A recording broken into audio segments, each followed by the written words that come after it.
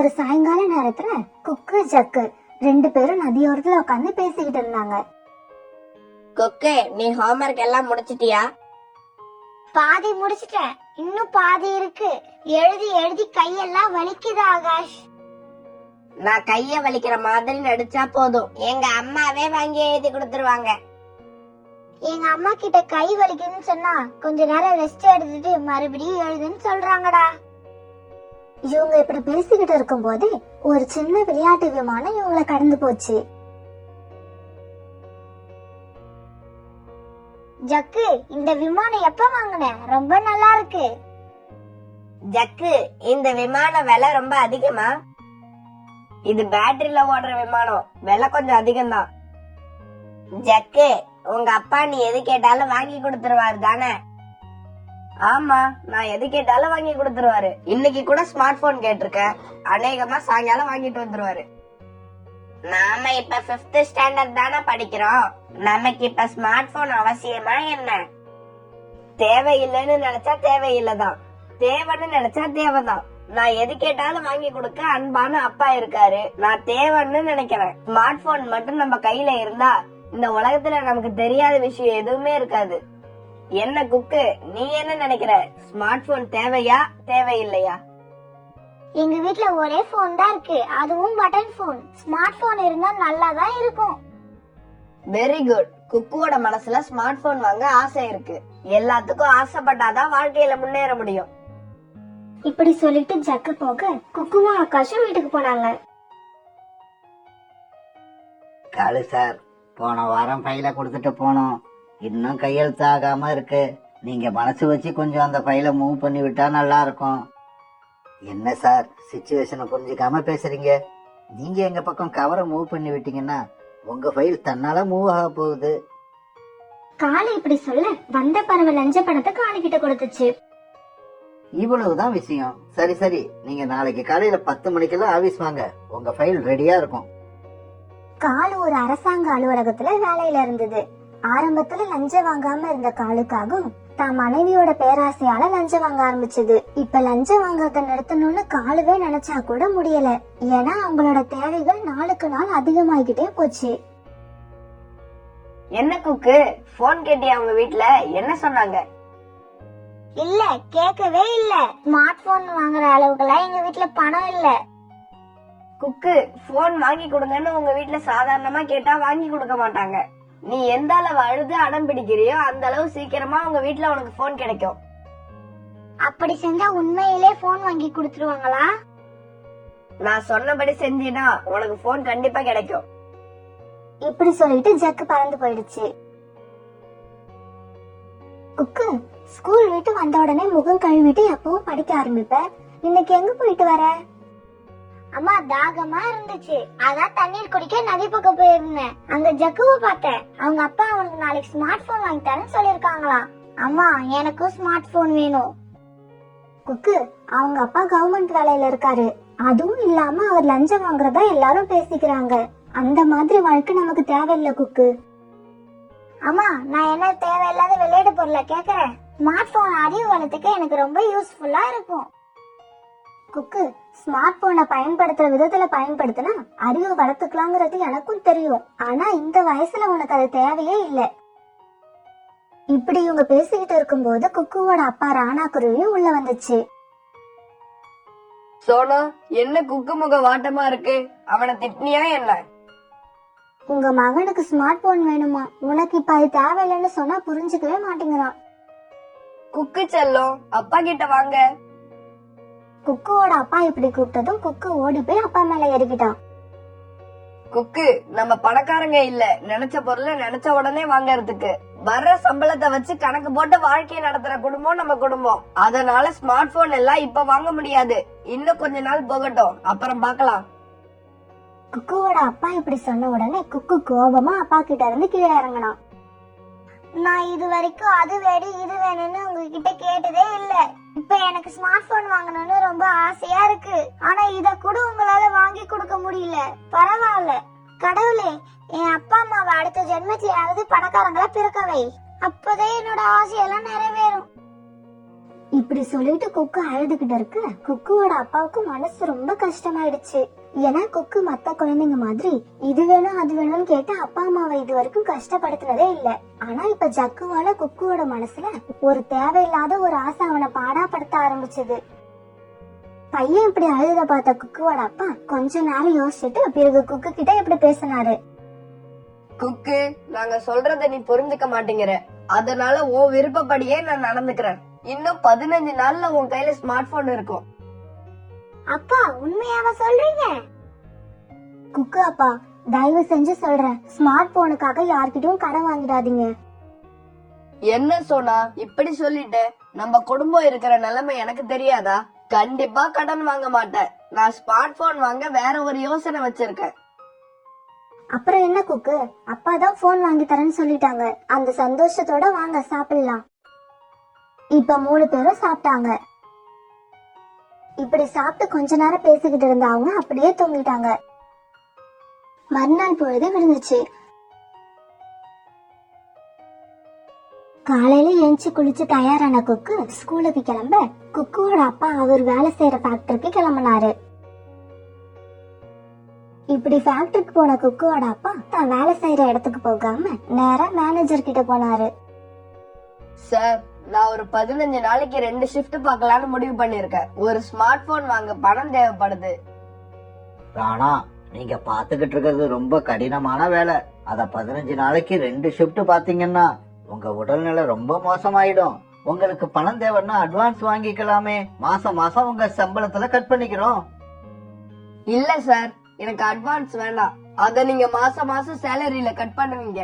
இருக்கிற மீதி பணத்தை வச்சு என்னால குடும்பத்தை நடத்த முடியாது. அதனால நான் 15 நாளைக்கு 2 ஷிஃப்டே பாக்குறேன் சார். இப்படி சொல்லிட்டு ராணா தான் வேலை செய்யற இடத்துக்கு போச்சு. வேலை ரொம்ப கடினமா இருந்தாலும் சாமான் ஆசைப்பட்டதை வாங்கி தரணுங்கிற ஆசையில ராணா அன்னையில இருந்து 2 ஷிஃப்ட் பார்க்க ஆரம்பிச்சது. இப்படியே சில நாட்கள் நகர்ந்துச்சு. ஒரு நாள் 2 ஷிஃப்ட் பார்த்துட்டு ரொம்ப லேட்டா வீட்டுக்கு வந்த ராணா குருவி, ஏன் இப்பெல்லாம் நீங்க ரொம்ப லேட்டா வீட்டுக்கு வரீங்க? அதுவும் இல்லாம உங்க முகம் ரொம்ப சோர்ந்து போய் வேற இருக்கு. அது ஒண்ணுமில்ல சோனா, வர வழியில என் ஃப்ரெண்ட்ஸ பாத்துறேன். அவங்க கிட்ட பேசிட்டு வர்றதுக்கு கொஞ்சம் லேட் ஆயிடுது. அப்பா நீங்க சொன்ன 15 நாள்ல இன்னும் 4 நாள் தான் பாக்கி இருக்கு. குக்கு, நீ எப்படி நாட்களை எண்ணிக்கிட்டு இருக்கியோ அதே மாதிரிதான் நானும் நாட்களை எண்ணிக்கிட்டு இருக்கேன். இன்னையில இருந்து 4வது நாள் உனக்கு ஸ்மார்ட் போன் கண்டிப்பா கிடைக்கும். மறுபடியும் வேலைக்கு போன குட்டியோட அப்பாவுக்கு உடம்பு ரொம்ப சோர்வா இருந்தது. வேர்த்து வேர்த்து போட்டுச்சு. என்ன இன்னைக்கு இப்படி வேர்த்து வேர்த்து போட்டது? உடம்பு ரொம்ப சோர்வா இருக்கு. பரவாயில்ல, இன்னும் 4 நாள் தானே, அதுக்கப்புறம் நல்லா ஓய்வு எடுத்துப்போம். இப்படி யோசிச்ச ராணா குருவி தன்னோட உடம்புநிலையை பற்றி பெருசா கவலைப்படாம மறுபடியும் வேலை பார்க்க ஆரம்பிச்சது. அன்னைக்கு சாயங்காலம் ஆச்சு. அன்னைக்கு சாயங்காலம் குக்கு ஸ்கூல் விட்டு வீட்டுக்கு வந்தான். அம்மா இன்னும் 3 நாள் தான் இருக்கு, அப்புறம் நம்ம வீட்டுக்கு ஸ்மார்ட் போன் வந்துரும். உனக்கு எப்பவும் போனை பத்தின நினைப்புதான். இப்ப கொஞ்ச நாளாவே அப்பா முகமே சரியில்லை. எப்பவும் சோர்வாவே இருக்காங்க. கொஞ்சமாவது அப்பாவை பத்தின கவலை இருக்கா உனக்கு? இவங்க இப்படி பேசிக்கிட்டு இருக்கும்போது கிளி அவசரமா வந்தது. சோனா, காலுக்காக ரொம்ப நாளா லஞ்சம் வாங்கிட்டு இருந்ததுல இன்னைக்கு போலீஸ் கிட்ட மாட்டிக்கிச்சோம். போலீஸ் வந்து அரெஸ்ட் பண்ணி கொண்டு போறாங்க. இதை கேட்ட சோனா குக்குவோட காலுக்காக வீட்டுக்கு போச்சு.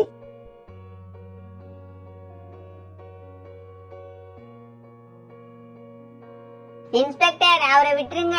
இனிமே அவர் லஞ்சம் வாங்க மாட்டாரு. இந்த ஒரு தடவை மட்டும் அவரை மன்னிச்சு விட்டுடுங்க. இது எல்லாமே எங்களால வந்ததுதான். அப்பா அப்பா. இப்ப அழுது என்ன பண்ணியும்? நல்லா இருந்த காலுவ இது வேணும் அது வேணும்னு கேட்டு லஞ்சம் வாங்க வச்சது கோரியும் ஜக்குவும் தான். குக்கு, பாத்தியா, ஜக்குவுக்கு அவன் அப்பா கேட்ட பொருள் எல்லாம் வாங்கி தராருன்னு ரொம்ப பெருமையா சொன்னியே. பாத்தியா, இப்ப தேவையில்லாததுக்கெல்லாம் ஆசைப்பட்டா இந்த நிலைமைதான் வரும். குக்குவுக்கு இப்பதான் மனசுல ஒரு இனம் புரியாத பயம் உண்டாச்சு. வெள்ளை அதிகமா உள்ள ஸ்மார்ட் போனை கேட்டது தப்புன்னு இப்பதான் யோசிக்க ஆரம்பிச்சான். அப்பா இன்னைக்கு வந்தோன்னு ஸ்மார்ட் போன் தேவையில்லைன்னு சொல்லணும்னு மனசுக்குள்ளேயே முடிவு பண்ணிக்கிட்டான். இப்ப புறா அங்க வேகமா பறந்து வந்துச்சு. சோனா சோனா, குக்குவோட அப்பா வேலை செஞ்சுக்கிட்டு இருக்கும் போதே ஃபேக்டரியில மயங்கி விழுந்துட்டாரா. ஹாஸ்பிட்டல்ல சேர்த்திருக்காங்களா, சீக்கிரமா போங்க. இத கேட்ட உடனே சோனா குருவியும் குக்குவும் அழுதுகிட்டே ஹாஸ்பிட்டலுக்கு போனாங்க. டாக்டர், ராணாவுக்கு எப்படி இருக்கு? நான் அவரை பார்க்கணும். ராணாவை இப்ப பார்க்க முடியாதுமா, அவர் ஐசியூல வச்சிருக்கோம். அவருக்கு மைல்டு அட்டாக் வந்திருக்கு. இப்ப எதுவும் சொல்ல முடியாது. இன்னும் 24 மணி நேரம் போனாதான் எதுவும் சொல்ல முடியும். டாக்டர் இப்படி சொன்ன உடனே என்ன செய்யறதுன்னு தெரியாம சோனாவும் குக்குவும் அழுதுகிட்டே இருந்தாங்க. இப்ப அங்க ராணா வேலை பார்த்த ஃபேக்டரியோட மேனேஜர் வந்தாரு. ராணா ரொம்ப நல்ல ஒர்க்கர்மா. கொஞ்ச நாளா இப்ப 2 ஷிஃப்ட் பார்க்க ஆரம்பிச்சாரு. அதனாலதான் அவர் உடம்பு ரொம்ப மோசமாயிடுச்சு. பணம் தேவைப்பட்டா அட்வான்ஸ் கூட வாங்கிக்கங்கன்னு சொன்னேன். அட்வான்ஸ் வாங்கினா குடும்பத்தை நடத்துறது கஷ்டம்னு அதையும் மறுத்துட்டாரு. ஆமா, உங்க குடும்பத்துக்கு இப்ப ஸ்மார்ட் போனுக்கு என்ன அவசியம்? அதனாலதான் அவரு 2 ஷிஃப்ட் பார்க்க ஆரம்பிச்சு இப்ப உயிருக்கு போராடிக்கிட்டு இருக்காரு. இதையெல்லாம் கேட்டுக்கிட்டு சோனா மௌனமா அழுதுகிட்டு இருக்க, குக்குவோ வாய் விட்டு கதற ஆரம்பிச்சுட்டான். கடவுளே, நான் பெரிய தப்பு பண்ணிட்டேன். இனிமே நான் தேவையில்லாம எதுக்கும் ஆசைப்பட மாட்டேன். இந்த ஒரு தடவை, ஒரே ஒரு தடவை என்ன மனுஷி எங்க அப்பாவை உயிரோட திருப்பி கொடுத்துரு. இனிமே எனக்கு எதுவுமே தேவையில்லை. எனக்கு என்னோட அப்பாவும் அம்மாவும் என் கூட இருந்தா போதும். இப்படி கதறின குக்கு யார் சமாதானம் பண்ணியும் கேட்காம அழுதுகிட்டே இருந்தான். சோனா, நான் தான் பிழைச்சுக்கிட்டேனே, இன்னும் ஏன் அழுதுகிட்டே இருக்க? குக்குவும் அங்கதான் இருக்கான். ஆனா மௌனமா அழுதுகிட்டே இருந்தான். ஆமா, குக்கு ஏன் அழுதுகிட்டே இருக்கா? குக்கு, கோச்சுக்காத செல்லம். அப்பா டிஸ்சார்ஜ் ஆன உடனே உனக்கு போன் வாங்கி கொடுத்துருவேன். அப்பா, எனக்கு ஸ்மார்ட் போன் தேவையில்லைன்னு நான் நல்லா தெரிஞ்சுக்கிட்டேன். அந்த பணத்தை அப்படியே வச்சிருங்க. அடுத்த வாரம் உங்களுக்கு வெட்டிங் டே வருதுல்ல, அன்னைக்கு அந்த பணத்துல அம்மாக்கு ஒரு செயின் வாங்கி கொடுத்துருங்க. இப்ப நாம இருக்க சூழ்நிலையில அதுதான் முக்கியம். ஃப்ரெண்ட்ஸ், நாமளும் இப்படிதான் தேவையில்லாத விஷயங்களுக்காக நாமும் கஷ்டப்பட்டு அம்மா அப்பாவையும் கஷ்டப்படுத்துறோம். அவங்க நம்ம மேல வச்சிருக்க அன்பை மிஸ்யூஸ் பண்ணி அடம் பிடிச்சு தேவையில்லாத சாதிக்க முயற்சிக்கிறோம். அதெல்லாம் தப்புன்னு இப்ப உங்களுக்கு தெரிஞ்சிருக்குன்னு நினைக்கிறேன்.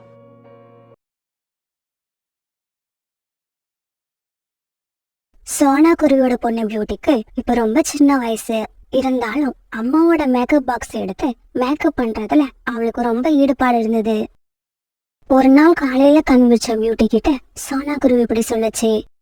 பியூட்டி, நம்ம பாட்டி வீட்டுக்கு போகணும், சீக்கிரமா கிளம்பு. இல்லம்மா, நான் வரல. எனக்கு நிறைய ஹோம்வொர்க் கொடுத்திருக்காங்க.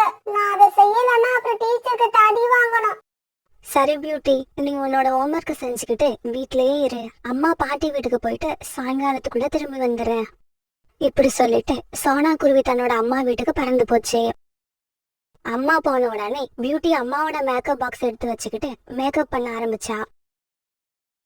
ஆஹா, நான் எவ்வளவு அழகா இருக்கேன். என்ன பார்த்தா எல்லாரும் ராஜகுமாரின்னு சொல்லுவாங்க. அந்த அளவுக்கு நான் அழகா இருக்கேன். இப்பவே போய் பிளாக்கி கிட்ட இத காமிச்சிட்டு வருவோம். இப்படி சொன்ன பியூட்டி பிறகு கோரிக்காவத்தோட வீட்டை நோக்கி பறந்து போச்சு. பியூட்டி, நீ ரொம்ப அழகா இருக்க. உன்னை பார்க்க ஹீரோயின் மாதிரி இருக்கு. இதெல்லாம் உனக்கு யார் செஞ்சு விட்டது? உங்க அம்மாவா? இல்ல இல்ல, எங்க அம்மா வீட்லயே இல்ல. இதெல்லாம் நானா செஞ்சுக்கிட்டது. பியூட்டி, நீ ரொம்ப அழகா மேக்கப் போடுற.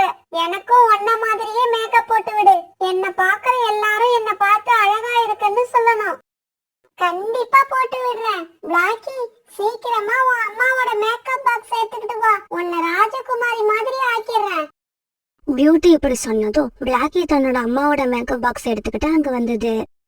பிறகு பியூட்டியும் பிளாக்கிக்கு மேக்கப் பண்ண ஆரம்பிச்சது. பிறகு ஒரு வழியா பியூட்டி பிளாக்கிக்கு மேக்கப் பண்ணி முடிச்சது. பியூட்டி, நீ உன்ன மாதிரியே என்னையும் அழகா மாத்திட்ட.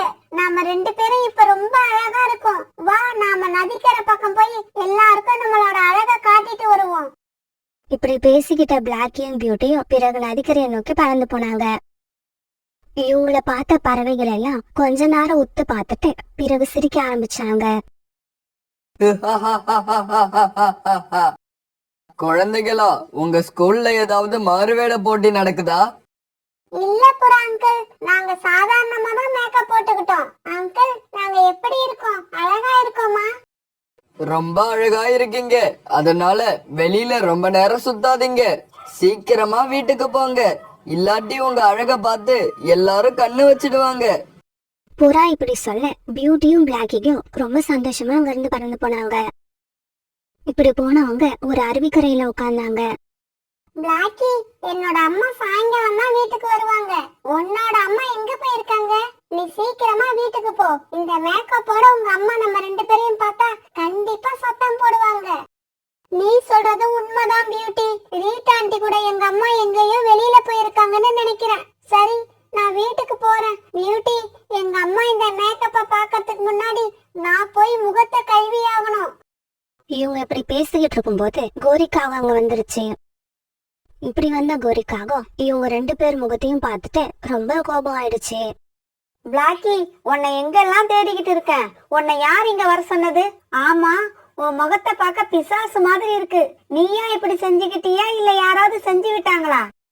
அம்மா அம்மா, நான் செய்யலம்மா. எல்லாம் பியூட்டி தான் செஞ்சுச்சு. நான் வேண்டான்னு தான் சொன்னேன். வலுக்கட்டாயமா செஞ்சு விட்டுச்சு. நினைச்சேன் எல்லாம் இந்த பியூட்டி வேலையா தான் இருக்கும்னு நான் அப்பவே நினைச்சேன். இங்க பாரு பியூட்டி, நீ தான் மேக்கப் போட்டுக்கிட்டு ஊர் சுத்துறனா என் பொண்ணுக்கும் மேக்கப் போட இப்பவே கத்து கொடுக்குறியா? கோரி ஆண்டி, பிளாக்கிக்கு மேக்கப் நானா போடல, அவ தான் போட்டு விட சொன்னா. அவ சொன்னதால தான் நான் அவளுக்கு மேக்கப் போட்டு விட்டேன். ஏதாவது திட்டுறதா இருந்தா உங்க பொண்ணை திட்டுங்க. பியூட்டி இப்படி சொன்ன உடனே கோரிக்காகத்துக்கு ரொம்ப கோபம் வந்து பியூட்டியோட கன்னத்துல ஒரு அறை விட்டுடுச்சு. இங்க பாரு பியூட்டி, நீ எதுவுமே பேசக்கூடாது. என் பொண்ணை பத்தி எனக்கு தெரியும். பிளாக்கி பொய் சொல்ல மாட்டா. ஆனா இதுக்கப்புறம் உன் கூட சேர விட்டேன்னா உன்ன மாதிரி மேக்கப் போட்டுக்கிட்டு ஊர் சுத்த ஆரம்பிச்சிடுவா. இன்னொரு தடவை என் பொண்ணு கூட உன்னை பார்த்தேன், அந்த இடத்துலயே உன்னோட ரெக்கையெல்லாம் பிச்சு போட்டுருவேன். ஜாக்கிரதை. இப்படி சொன்ன கோரி பிறகு தான் பொண்ணு பிளாக்கிய அழைச்சுக்கிட்டு அந்த இடத்தை விட்டு பறந்து போயிடுச்சு. பியூட்டியும் அழுதுகிட்டே தன்னோட வீட்டுக்கு பறந்து போயிடுச்சு. அன்னைக்கு சாயங்காலம் சோனா குருவி தன்னோட வீட்டுக்கு வந்துச்சு. பியூட்டி, ஏன் உன் முகம் ஒரு மாதிரியா இருக்கு? கண்ணத்துல யாரோ அடிச்ச மாதிரி லேசா வீங்கி இருக்கு. என்ன நடந்துச்சு? உண்மைய சொல்லு. அம்மா, நான் சொல்றதை கேட்டுட்டு நீங்களே என்ன அடிக்க கூடாது. இதுக்கு நீங்க ஒத்துக்கிட்டாதான் நான் என்ன நடந்ததுன்னு சொல்லுவேன். பியூட்டி, உன் மேல தப்பு இருந்தா கூட நான் அடிக்க மாட்டேன். உண்மைய சொல்லு, என்ன நடந்துச்சு? பிறகு பியூட்டி நடந்தது எல்லாத்தையும் தன்னோட அம்மா சோனா குருவி கிட்ட சொல்லுச்சு. சின்ன குழந்தைகளுக்குள்ள நடந்த சாதாரண விஷயத்த இந்த கோரியக்கா இவ்வளவு பெருசுப்படுத்தி என் பொண்ணையும் அடிச்சிருக்காங்க. இதை கேட்காம விடக்கூடாது. இப்படி சொன்ன சோனா குருவி பிறகு பியூட்டியை அழைச்சுக்கிட்டு கோரிக்காக வீட்டுக்கு போச்சு. கோரியக்கா, பியூட்டி, பிளாக்கி 2 பேருமே சின்ன குழந்தைங்க. அவங்களுக்கு இந்த அளவு விவரம் பத்தாது. பிளாக்கி சொன்னதால பியூட்டியும் அவளுக்கு கொஞ்சமா மேக்கப் போட்டு விட்டுருக்கா. இதெல்லாம் குழந்தைங்களுக்குள்ள நடக்கிற சாதாரண விஷயம். இந்த விஷயத்துக்காக நீங்க பியூட்டிய அறையணுங்கிற அவசியமே கிடையாது. அவ செஞ்சது தப்புன்னு உங்க மனசுக்கு பட்டா கூட அவளை திட்டி அனுப்பியிருக்கலாம். கொஞ்சம் கூட இறக்கமே இல்லாம அடிச்சிருக்கீங்க. சோனா, நிறுத்து நிறுத்து. இந்த கோரி வாயை திறக்கலன்னா நீ பேசிக்கிட்டே போவியா? இங்க பாரு சோனா, நீ உன் பொண்ணுக்கு மேக்கப் போட்டு விடு, இல்ல உன் பொண்ணு உனக்கு மேக்கப் போட்டு விடட்டும். அத பத்தி எனக்கு கவலை இல்ல. ஆனா என் பொண்ணுக்கு மேக்கப் போட்டு விட என் வீட்டு பக்கம் வந்துடாதீங்க. உன் பொண்ணு மாதிரியே என் பொண்ணையும் மேக்கப் பைத்தியம் ஆக்கலான்னு பாக்குறியா? இன்னொரு தடவை உன் பொண்ணு என் பொண்ணு கிட்ட பேசுறத பார்த்தாலே நான் எரிமலையா வெடிச்சிடுவேன். சரி கோரியக்கா, என் பொண்ணு பிளாக்கி கிட்ட பேசாம நான் பாத்துக்கிறேன். நீங்களும் இந்த விஷயத்த உங்க பொண்ணுக்கு தெளிவா எடுத்து சொல்லுங்க. இங்க பாரு சோனா, எனக்கெல்லாம் யாரும் சொல்லித்தர தேவையில்லை. பியூட்டி கிட்ட பேசாதன்னு நான் பிளாக்கி கிட்ட எப்பவோ சொல்லிட்டேன். என் வீட்டுக்கு வரக்கூடாதுன்னு சொல்லி நீ உன் பொண்ணை கண்ட்ரோல் பண்ணி வச்சுக்க. பிறகு எதுவும் பேசாம சோனா குருவி தான் பொண்ணு பியூட்டி அழைச்சுக்கிட்டு தன்னோட வீட்டுக்கு வந்துருச்சு. இப்படியே சில வருஷங்கள் ஓடுச்சு. பியூட்டி இப்ப பெரிய பொண்ணா வளர்ந்துருச்சு. ராணி, இந்தா ஸ்வீட் எடுத்துக்க. என் பொண்ணுக்கு பெரிய இடத்துல கல்யாணம் நிச்சயம் ஆயிடுச்சு. பிளாக்கிக்கு கல்யாணம் நிச்சயமானதை நினைச்சா ரொம்ப சந்தோஷமா இருக்கு கோரியக்கா. என்ன சோனா, உன் பொண்ணுக்கு மாப்பிள்ளை பாத்துக்கிட்டு இருக்கியா? இல்ல, என் பொண்ணு இப்ப பியூட்டிஷியன் கோர்ஸ் படிச்சுக்கிட்டு இருக்கா. அத படிச்சு முடிச்சதுக்கு அப்புறம் தான் அவளுக்கு மாப்பிள்ளை பார்க்க ஆரம்பிக்கணும். அது சரி, கல்யாணம் பண்றதுக்கு காசு செலவு பண்ணணும். சோனா குருவிக்கு தாங்கிட்ட இருக்கிற காசை செலவு பண்ணணும்னு எண்ணமே இல்ல. சோனா குருவியோட பொண்ணு பியூட்டிஷியன் கோர்ஸ் படிச்சு முடிச்சு அதுல சம்பாதிச்சு அதுக்கப்புறம் கல்யாணத்தை அவளே பண்ணிப்பான்னு நினைக்கிறேன். இப்படி சொல்லிட்டு கோரிக்காக வரந்து பறந்து போயிடுச்சு. வீட்டுக்கு வந்த சோனா குருவியோட மனசு ரொம்பவும் சோகமா இருந்தது. பியூட்டி, நீ படிச்சதெல்லாம் போதும். உனக்கு நான் உடனே கல்யாணம் பண்ணி ஆகணும். இதுக்கப்புறம் மத்தவங்க பேசுற பேச்சை என்னால கேட்க முடியாது. அம்மா, பேசுறவங்க பேசிட்டு போகட்டும். இவ்வளவு நாள் பொறுத்த நீங்க இன்னும் கொஞ்ச நாள் பொறுத்துக்கோங்க. நான் படிச்சு முடிச்சு சொந்தமா ஒரு பியூட்டி பார்லர் ஓபன் பண்ணிட்டு அதுக்கப்புறம் தான் கல்யாணம் பண்ணிப்பேன். இப்படியே சில நாட்கள் நகர்ந்துச்சு. தன்னோட பியூட்டிஷியன் கோர்ஸ படிச்சு முடிச்ச பியூட்டி தான் வீட்டு வாசல்லையே ஒரு பியூட்டி பார்லர் ஓபன் பண்ணிடுச்சு. மத்த இடங்களை விட பியூட்டி ரொம்பவும் குறைச்சலான பணம் தான் வாங்குச்சு. அதே சமயம் ரொம்பவும் அழகா மேக்கப் பண்ணுச்சு. இதனால பியூட்டியோட கடைக்கு நிறைய பறவைகள் வந்தாங்க. அம்மா, இன்னைக்கு எனக்கு கல்யாணம், ஞாபகம் இருக்கா இல்லையா? மேக்கப் போடுறதுக்கு இன்னும் ஆள் வரல. பிளாக்கி, இப்பதான் அவங்க கிட்ட இருந்து போன் வந்தது. நேத்து ராத்திரி ஒரு சின்ன விபத்து நடந்துருச்சாம், அதனால வர முடியாதுன்னு சொல்லிட்டாங்க. அம்மா, மேக்கப் போடாம நான் எப்படி மணமேடையில வந்து உட்கார முடியும்? பிளாக்கி, கவலைப்படாத, அம்மாவே உனக்கு இப்ப மேக்கப் போட்டு விடுறேன். கோரி, நீ மேக்கப் போட்டு விட்டீன்னா கல்யாணம் நடக்காது. மாப்பிள்ளை வீட்டுக்காரவங்க பொண்ணை பார்த்துட்டு கண்டிப்பா ஓடிடுவாங்க. காலுஜி, இப்ப என்னதான் பண்ண சொல்றீங்க? பேசாம பிளாக்கிய பியூட்டி கிட்ட அழைச்சுக்கிட்டு போய் சீக்கிரமா மேக்கப் போட்டு அழைச்சுக்கிட்டு வா. காலுஜி, அது என்னால முடியாது. அந்த சோனா குருவி வீட்டுக்கு நான் போக மாட்டேன். ஓகே, அப்படின்னா உன் பொண்ணு இப்படியே நின்னுகிட்டு இருக்கட்டும். மாப்பிள்ளை வீட்டுக்காரவங்க வந்து அவங்களே மேக்கப் போட்டு தாலி கட்டி அழைச்சுக்கிட்டு போயிடுவாங்க. அம்மா, அப்பா சொன்னதுதான் சரி. பேசாம வா, பியூட்டி கடைக்கு போவோம். பிறகு வேற வழி இல்லாத கோரிக்காகவும் தன் பொண்ணை அழைச்சுக்கிட்டு பியூட்டியோட கடைக்கு போச்சு.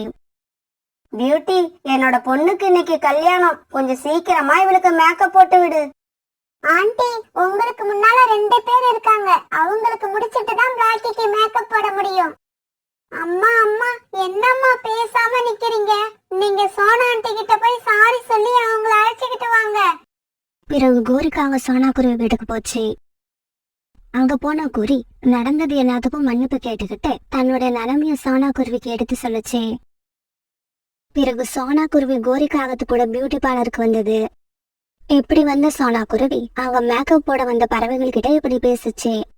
இங்க பாருங்கம்மா, இந்த பொண்ணுக்கு இன்னும் 1 மணி நேரத்துல கல்யாணம் நடக்க இருக்கு. அதனால தயவு செய்து இவங்களுக்கு முதல்ல மேக்கப் போட நீங்க அனுமதிச்சீங்கன்னா நல்லா இருக்கும். ஒன்னும் பிரச்சனை இல்ல ஆண்டி, அவங்களே முதல்ல போட்டுக்கிட்டோம், நாங்க வெயிட் பண்றோம். பிறகு பிளாக்கிக்கு பியூட்டி ரொம்பவும் அழகா மேக்கப் பண்ணி விட்டது. சோனா, நடந்தது எல்லாத்தையும் மறந்துட்டு நீயும் பியூட்டியும் இந்த கல்யாணத்துக்கு வரணும். பிறகு கோரிக்காகத்தை மன்னிச்ச சோனா குருவியும் பியூட்டியும் பிளாக்கியோட கல்யாணத்துக்கு போனாங்க. பிறகு ரொம்பவும் நல்ல முறையில் பிளாக்கி கல்யாணம் நடந்து முடிஞ்சது.